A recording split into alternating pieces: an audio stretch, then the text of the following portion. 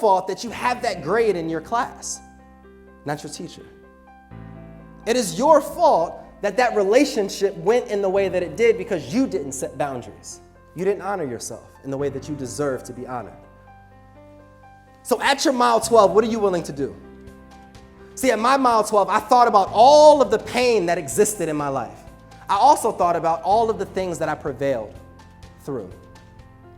See, if you believe that you're the light in despite of darkness, there's something inside of you that had to kick in. So I kept moving. I kept moving. I kept moving.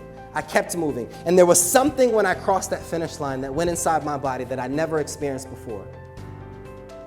And that was despite any pain that you experience, despite any disappointment that you experience, despite any inconvenience that you experience, your calling is more important and more powerful than your circumstance.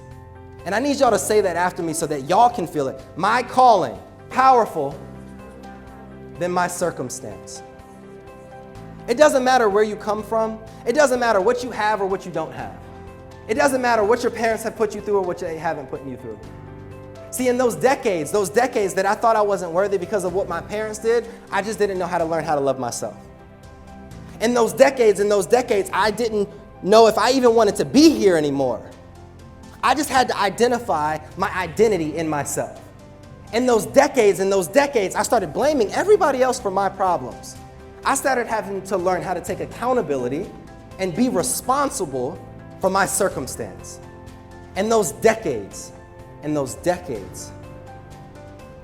that I was living somebody else's dream, I started having to pick up the pen of my own story and write it myself. See, the story about yourselves that you believe is probably going to come true.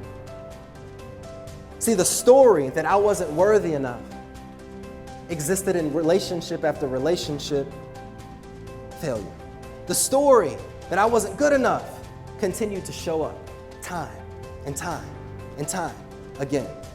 And until you learn how to take your power back in relationships, until you learn how to empathize with your friends and other people, until you learn how to take responsibility for your actions, until you learn how to be responsible for what you desire in your life, before you start becoming something more than where you are right now, you have to start with heart.